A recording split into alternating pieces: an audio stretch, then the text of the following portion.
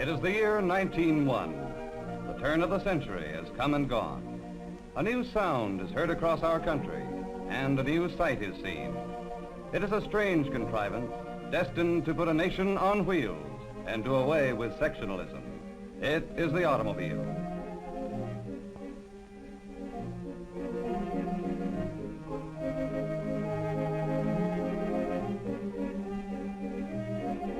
These early horseless carriages are all handmade. Most of them do not have tops or windshields, and the pneumatic tire is yet to be invented. They're capable of speeds up to 15 miles an hour. They're tricky to operate and break down frequently. The blacksmith shop must learn to repair them. These early cars are expensive, even with wages $1 a day. An automobile such as this one costs several $1,000s.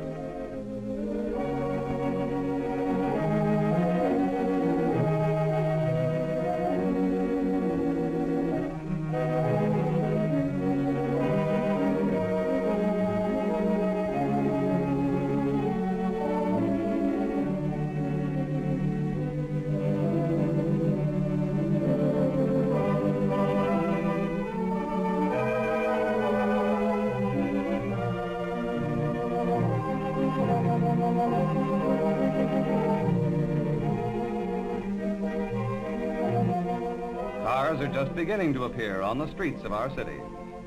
There are still some boulevards which do not allow them. Fifth Avenue in New York is sacred to the carriage trade. Only carriages with uniformed drivers and footmen are allowed on this boulevard of the upper crust.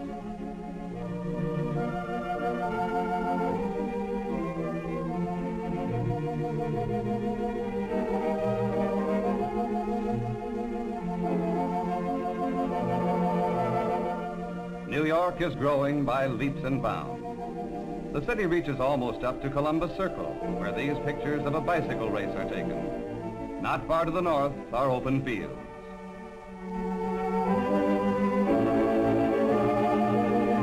Commuter trains, such as this, link Manhattan with its growing suburbs.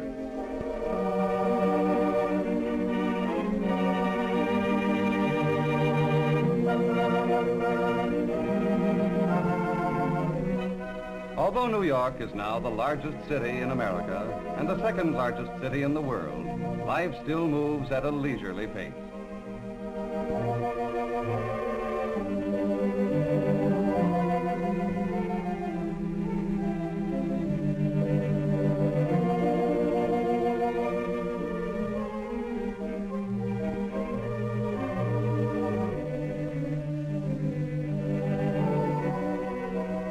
The annual Easter Parade is a gala occasion.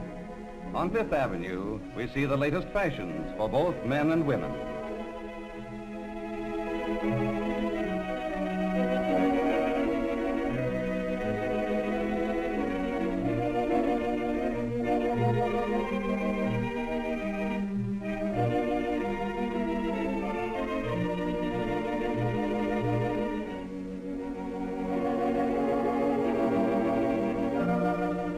The movies are now reaching most of the country in blacktops, which are tents dyed black to keep out the light.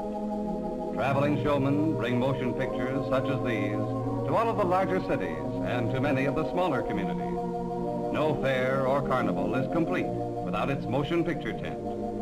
The pictures you are now seeing were some of the most interesting features of the famous Pan American Exposition, a great world fair held in Buffalo, New York in 1901. The greatest film features of the day are reproductions of events of the Spanish-American War. None of them are authentic.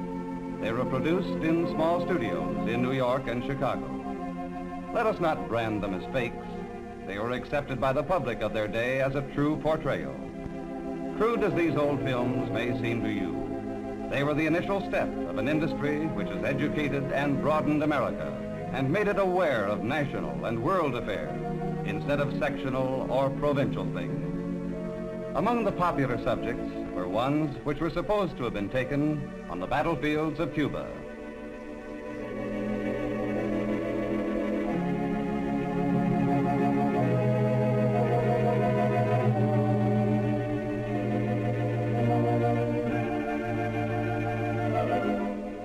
You're now looking at the Battle of Manila Bay, as photographed at a Pioneer studio in Chicago. These scenes were taken with miniature battleships. The smoke comes from firecrackers, and the lighting is extremely primitive. But in 1901, these pictures were an instantaneous success.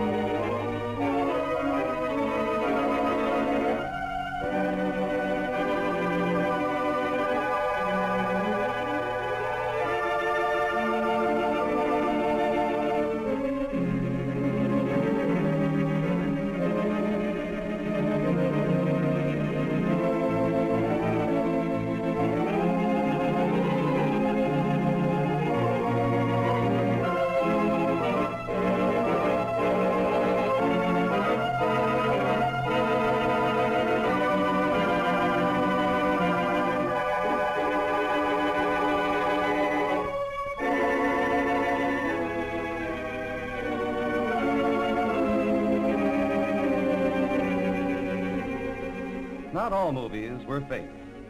Here is one of Niagara Falls in winter, which was extremely popular. Pictures such as this were to make all America familiar with every part of our great country and help to make it one nation.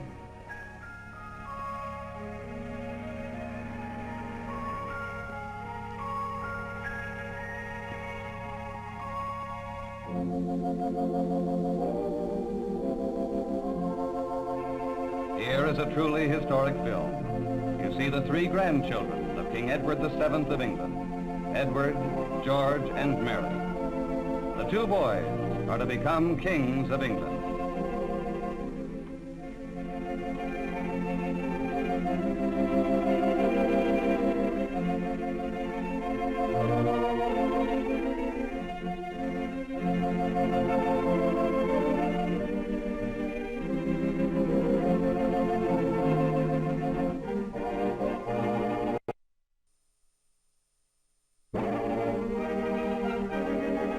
Veterans of the war with Spain return for this March of Victory up Fifth Avenue in New York.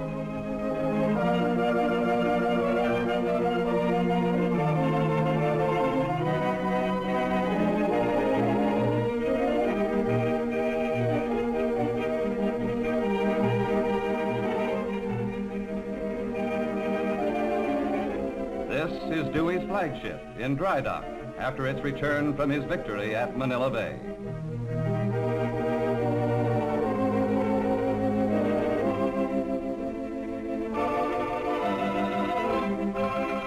This is Coney Island, Mecca for the pleasure-seeking throngs after the close of the war. It is a poor man's paradise. Most everything costs a nickel, and you can eat, drink, and have fun all day for less than $1.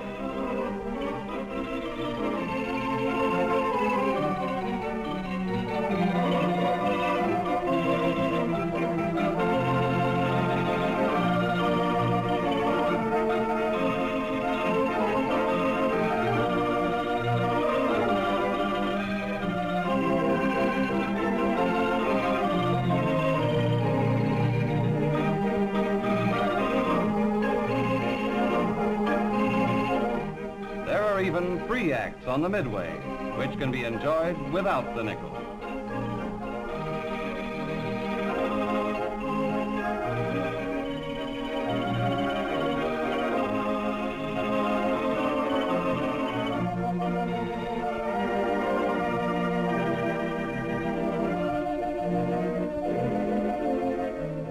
On September 6, 1901, President McKinley was shot and killed by the crazed anarchist Zogos at the Pan American Exposition in Buffalo, New York. These pictures show the funeral march for the martyred president. It is in Washington, D.C., and thousands stand along the line of march in the rain to pay their last respect to a great and well-loved man. With the death of William McKinley, a political era of our country passed into oblivion.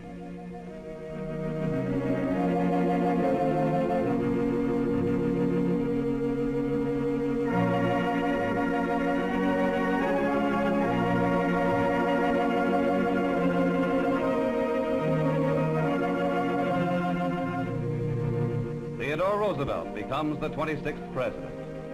He had been shoved upstairs to the vice presidency because he was not as popular with the old guard politicians and with Wall Street as he was with the people.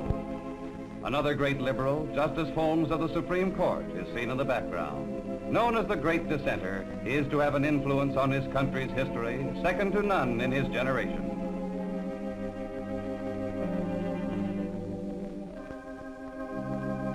McKinley is laid to rest in his hometown of Kenton, Ohio, where the morning throngs were measured by the thousands. So now, in 1901, our country has a new leader, Theodore Roosevelt, a dynamic and forceful man who is to change the history of our country by his departure from the conservative thinking of the stand-pat Republicans of his day. Born in the East, loving the West, he was a truly national president.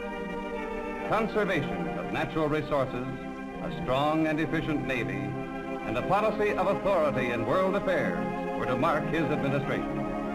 Our country was destined to reach new heights of greatness under his leadership.